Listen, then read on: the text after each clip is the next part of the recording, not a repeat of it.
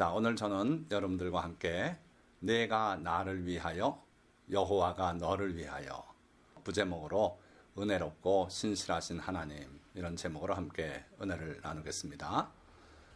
요즘 세상이 참 험악하고 두려운 그런 세상이 됐죠.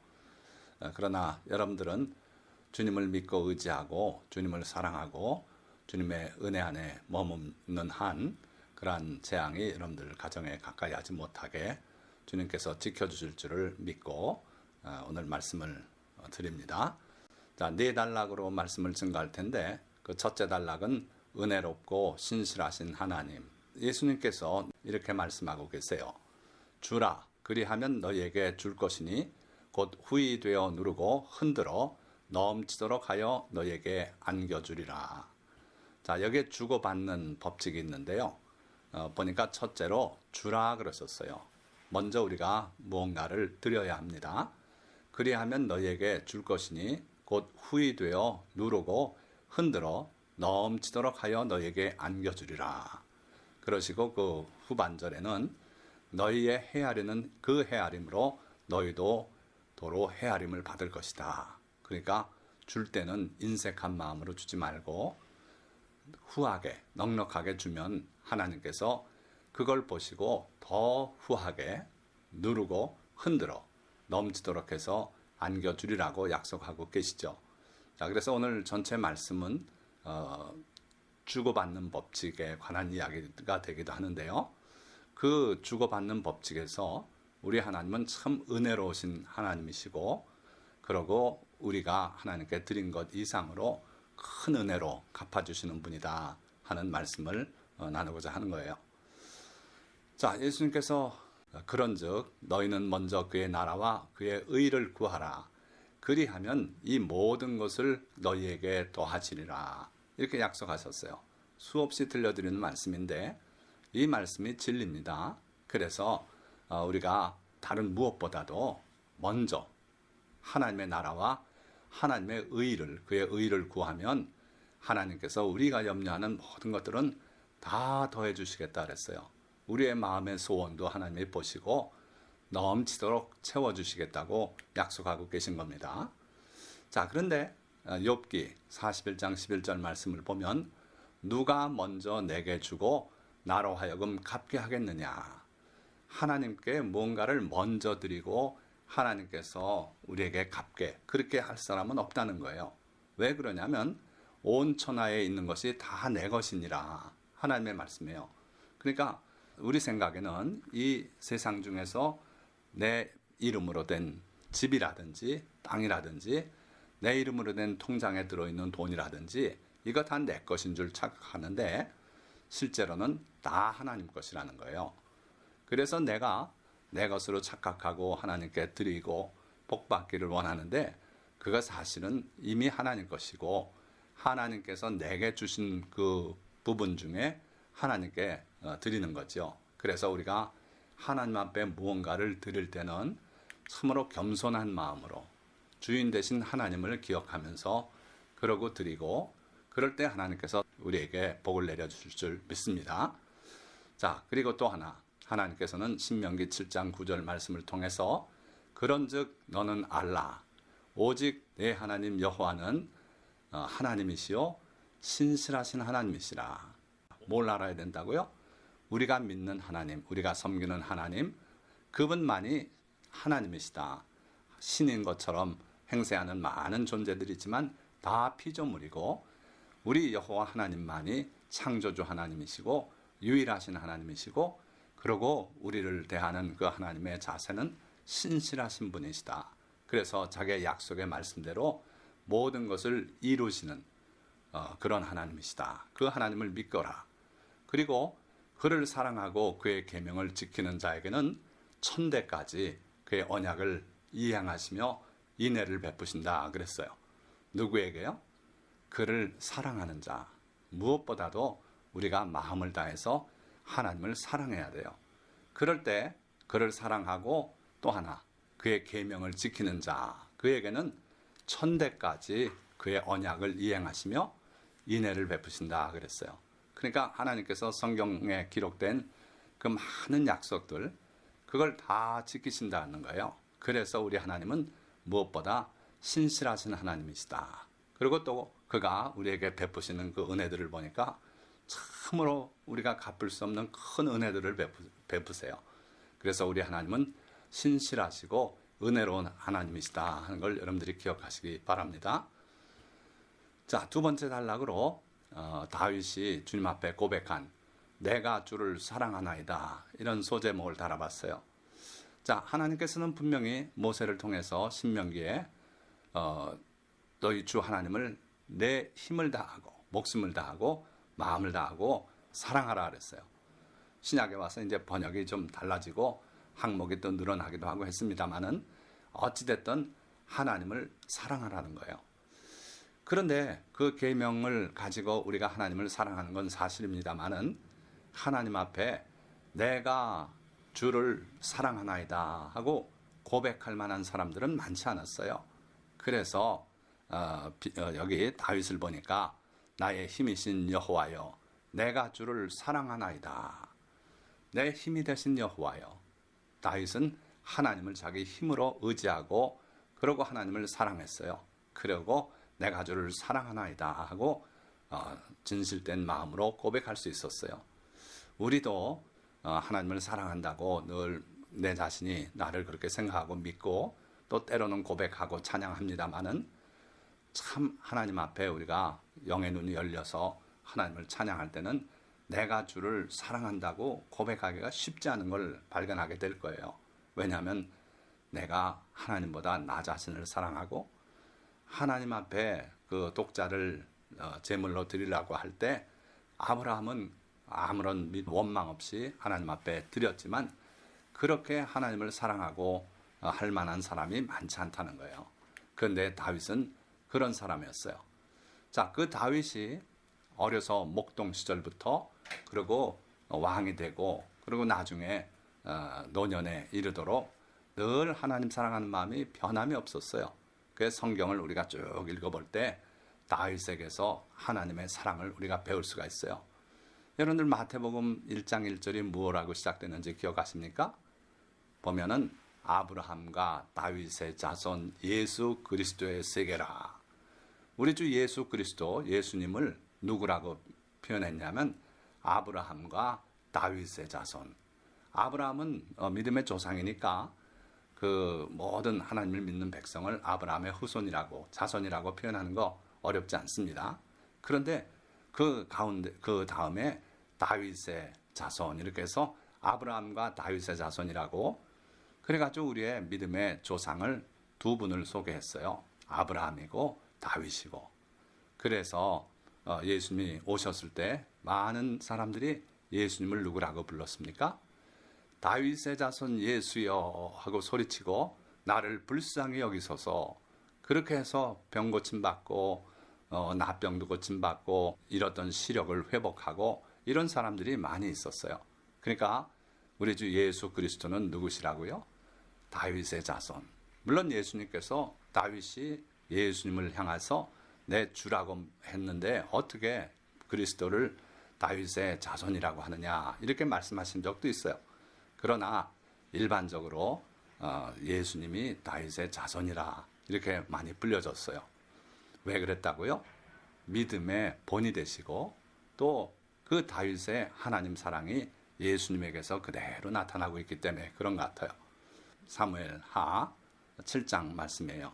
여호와께서 주위의 모든 원수를 무찌르사 왕으로 궁에 평안히 살게 하신 때에 저는 이 설교를 준비해 가는 과정에서 이 여호와께서라고 생각 안 하고 다윗이 주위의 모든 원수를 무찌르고 왕궁에 편히 살 때 그렇게 착각하고 생각해 왔어요.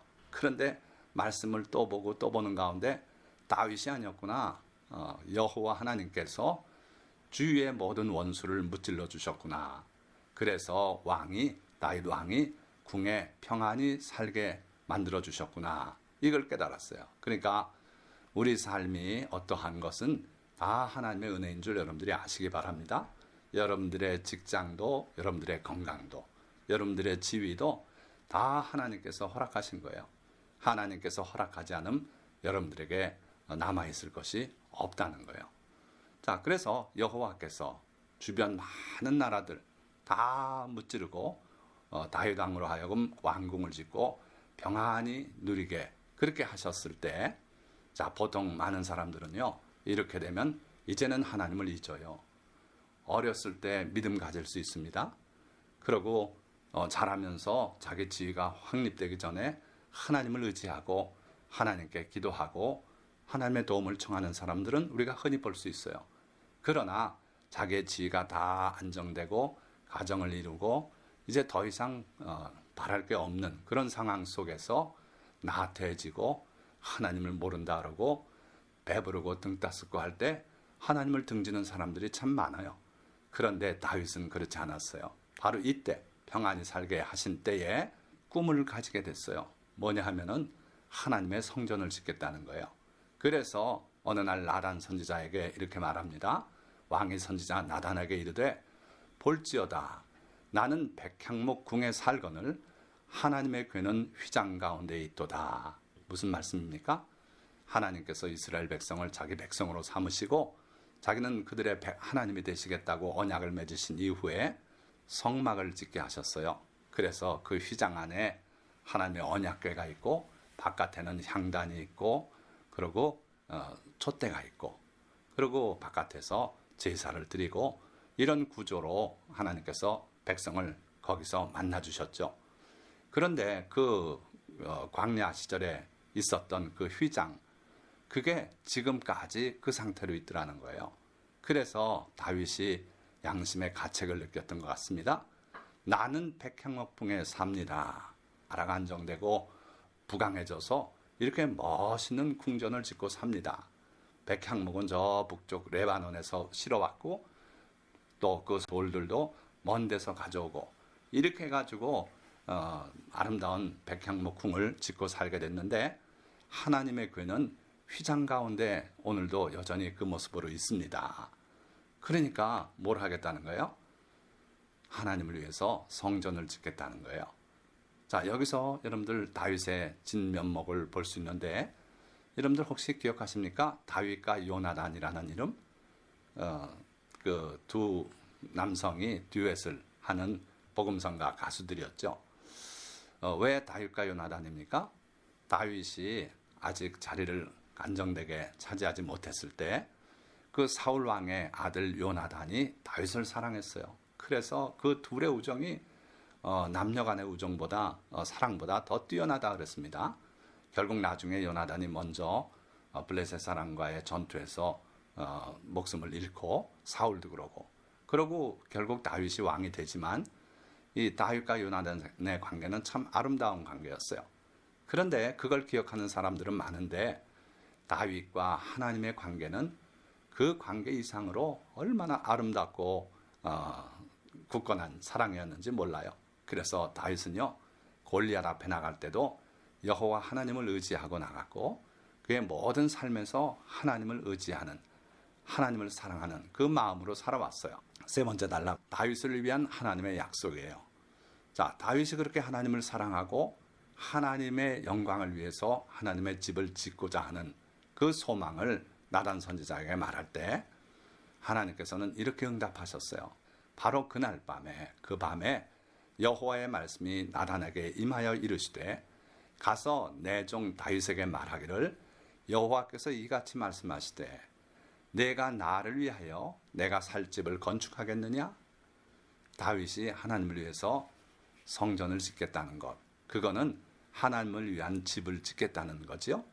근데 하나님께서 하늘 위 보좌 위에 계신 분인데 무엇 때문에 이 낮은 땅에 성전이라고 지어봐야 하나님의 그 나라에 비하면 초라하고 보잘것없는 거 아니겠습니까? 그런데 하나님은 그걸 나무라시는 게 아니라 어찌됐든 사람이 하나님을 위해서 하나님의 집을 건축하겠다 하는 그 소망을 매우 기특하게 보셨어요. 그래서 하나님조차도 감탄하셔서 내가 나를 위하여 내가 살 집을 건축하겠느냐? 내가 집이 없는 그런 신이냐? 아니다 이거예요. 하늘의 영광이 지극하시고 그러고 이스라엘 백성을 인도해서 오늘날까지 다윗이 그 말을 한 그날까지도 하나님은 집 없는 걸 전혀 부끄러워하시거나 불편해하시거나 불만이 없으셨어요. 그래서 하나님 스스로 그렇게 말씀하십니다. 내가 지금까지 어느 누구에게 말한 적이 있느냐? 나를 위해서 왜 집을 짓지 않느냐고 그렇게 내가 요구한 적이 있느냐? 없다는 거예요. 그러나 다윗이 하나님을 위해서 이러한 생각을 품을 때 하나님은 기뻐하셨어요. 그래서 그 이야기를 쭉 하시고 이어서 여호와가 너를 위하여 집을 짓겠다 이렇게 말씀하고 계세요. 인간이 창조주 하나님을 위해서 이 땅에다 집을 짓겠다니 참 놀라운 일 아닙니까? 하나님은 다윗의 그 마음을 기쁘게 받으시고 그러고 그에 대한 보답으로 아직 지은 것도 아닙니다. 짓고자 하는 자기의 꿈을 이야기했을 뿐이에요. 그런데 하나님이 기쁘게 받으시고 내가 너를 위하여 집을 짓겠다. 이건 무슨 말이냐면 다윗의 왕조를 영원히 굳게 세워주겠다는 거예요. 그 하나님을 위해서 집을 짓겠다는 마음 하나를 보시고 그렇게 하나님이 놀라운 가품을 허락하셨어요. 그러고 다윗에 대해서는 내 수완이 차서 내 조상들과 함께 누울 때에 내가 내 몸에서 날 내 씨를 내 뒤에 세워 그의 나라를 견고하게 하리라. 하나님께서 다윗의 집을 어떻게 굳게 세워주신다고요? 바로 그 아들이 왕이 되게 하시고 또 그 아들이 왕이 되게 하시고 이렇게 대를 물려서 영원히 그 다윗의 왕조를 굳게 세워주시겠다는 거예요. 그리고 그는 내 이름을 위하여 집을 건축할 것이요 나는 그의 나라 왕위를 영원히 견고하게 하리라. 그런데 바로 그 아들이 나를 위해서 집을 건축하게 될 것이다. 그리고 나는 그의 나라 왕위를 영원히 견고하게 하리라. 자, 얼마나 놀라운 하나님의 축복의 말씀 아닙니까? 그런데 다윗은 이 하나님의 말씀을 받을 때 사실은 충격적으로 받았을 거예요. 왜냐하면 자기 때에 자기가 집을 하나님을 위한 집을 짓고자 했는데 하나님께서 주신 응답은 사실은 뭡니까? 너는 안 된다는 거예요. 너 말고 내 아들 때 그 집을 짓게 되겠다는 거예요. 그래서 지금 이 응답은 나단 선지자를 통해 주신 응답인데 다윗이 하나님 앞에 간절히 또 기도했을 거예요. 기도의 사람이니까. 왜 저는 안 됩니까? 하나님 왜 내 아들 때입니까? 그랬을 때 하나님께서 다윗의 귀에다 이 말씀을 들려주셨다 그랬어요. 무슨 말씀일까요? 역대상 22장 8절 말씀에 여호와의 말씀이 내게 임하여 이르시되 너는 피를 심히 많이 흘렸고 크게 전쟁하였느니라. 내가 내 앞에서 땅에 피를 많이 흘렸은즉 내 이름을 위하여 성전을 건축하지 못하리라. 이렇게 응답하셨다는 거예요. 이 말씀은 나단을 통해 주신 말씀이 아니고 다윗의 귀에다 대고 하나님이 들려주셨다고 다윗이 그렇게 고백해요. 자, 역대상 28장 3절에도 그 말씀을 또 합니다. 하나님이 내게 이르시되 너는 전쟁을 많이 한 사람이라. 피를 많이 흘렸으니 내 이름을 위하여 성전을 건축하지 못하리라 하셨느니라. 그때 다윗이 결국은 하나님 앞에 나아갔어요. 보니까 다윗 왕이 여호와 앞에 들어가 앉아서 이르되 주 여호와여 나는 누구이오며 내 집은 무엇이기에 나를 여기까지 이르게 하셨나이까. 여기까지 이르렀다는 것은 물리적인 어떤 거리를 말하는 것이 아니고 그 지나간 세월을 되돌아보며 하는 얘기예요. 그가 누구였다고요? 목동이었죠. 그 형제들 중에 제일 막내로서 무시당하는 그런 목동이었어요. 거기서 하나님께서 골리앗을 무찌른 민족의 영웅이 되게 하시고 왕의 사위가 되게 하시고 그러나 다시 거기서 쫓겨나서 도망자가 되고 그리고 블레셋의 투항해서 블레셋 장군처럼 살았고 그 지나간 세월을 다 돌아보니 참 하나님의 은혜다. 나를 여기까지 이르게 하신 것은 하나님의 은혜다. 그렇게 고백하면서 주 여호와여 주께서 이것을 오히려 적게 여기시고 그러니까 내가 왕이 되고 나라가 부강해지고 이렇게 된 것도 큰 은혜고 더 이상 바랄 게 없는 것 같은데 오히려 그걸 적게 여기시고 또 주의 종의 집에 있을 먼 장래일까지도 말씀하셨나이다. 그러니까 앞으로 있을 일을 하나님이 내게 약속으로 주셨다는 거예요. 지나간 날만 해도 족한데 앞날에 있을 큰 은혜를 하나님이 약속을 하셨으니 감사하다는 거예요. 그래서 만군의 여호와 이스라엘의 하나님이여 주의 종의 귀를 여시고 이르시기를, 이게 바로 하나님이 직접 하신 말씀이에요. 내가 너를 위하여 집을 세우리라 하셨으므로 주의 종이 이 기도로 주께 간구할 마음이 생겼나이다. 우리가 흔히 기도할 때 우리 고집대로 뭘 구하기 쉽습니다. 우리의 소원, 우리의 마음, 우리의 욕망, 우리의 욕심을 따라서. 그러나 하나님께서는 그걸 그렇게 나쁘게 여기지는 않으세요. 무엇이든지 구하라. 내가 시행하겠다고 약속하시지 않습니까? 그러나 다윗의 기도는 거기서 더 나아간 놀라운 기도였어요. 뭐냐면 하나님께서 이렇게 말씀하셨기 때문에 내가 그 내용을 하나님께 간구할 마음이 생겼습니다. 자, 그래서 다윗은 자기의 생각대로 드리는 기도가 아니라 하나님의 뜻을 분명히 알고 나서 그 하나님의 뜻이 이루어지기를 구하는 그러한 기도를 드렸다 하는 거죠. 그래서 우리도 다윗에게서 이러한 면을 배울 필요가 있다 하는 거예요. 자, 그리고 우리 보통 사람들 같으면 하나님께서 자기의 그 간절한 소원을 물리치시고 그리고 자기 아들의 때에 가서 성전을 짓게 하시겠다고 할 때 삐지기 쉽지 않습니까? 솔직히 말해서. 그런데 다윗은 전혀 그러지 않고요. 평생 남은 자기의 생애를 통해서 자기 아들이 세울 그 성전을 위해서 모든 것들을 예비했어요. 황금도 모으고 그리고 목재도 모으고 석재도 모으고. 그래서 그 아들 솔로몬이 하나님의 전을 수월하게 지을 수 있도록 그렇게 했습니다. 자, 그러면서 다윗의 기도가 이렇게 이어지고 있는데, 주 여호와여 오직 주는 하나님이시며 주의 말씀들이 참되시니이다. 이제 청하건대 종의 집에 복을 주사 주 앞에 영원히 있게 하옵소서. 주 여호와께서 말씀하셨사오니 주의 종의 집이 영원히 복을 받게 하옵소서. 그러니까 하나님의 말씀에 근거해서 그는 기도를 했어요. 자, 말씀을 맺고자 합니다. 하나님의 마음에 합당한 자라는 증언을 받은 다윗은 성도들의 신앙에 큰 본이 되고 있어요. 하나님께서 주변의 모든 적들을 물리쳐 주시고 안정을 누리게 하신 어느 날, 다윗은 여호와 하나님을 위하여 성전을 짓겠다는 소원을 품고 나단 선지자에게 말했습니다. 그러자 하나님은 나단 선지자를 통해 그날 밤 바로 응답을 주셨습니다. 그 내용은 하나님께서 다윗을 위해 그의 집 곧 왕조를 영원히 굳게 세우실 것이라는 은혜로운 약속과 다윗의 소원인 성전 건축은 다윗이 아니라 그의 아들이 왕이 되어서 하리라는 것이었습니다. 하나님께서는 그 이유를 다윗에게 직접 들려주셨는데, 그것은 다윗이 수많은 전쟁을 치르며 많은 피를 흘렸기 때문이라는 것이었습니다. 그러나 다윗은 그 말씀에도 불구하고 흔들림 없이 하나님 앞에 감격스러운 감사 기도를 올렸습니다.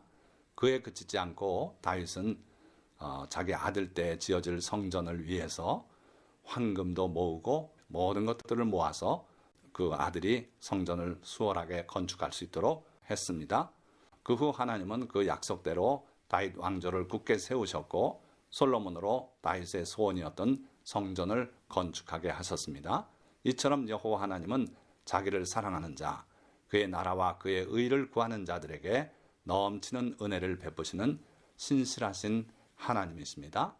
여러 성도님들이 바로 이러한 다윗의 신앙을 본받아서 다윗이 받은 복을 여러분들도 다 누리시기를 주님의 이름으로 축원드립니다. 기도하겠습니다.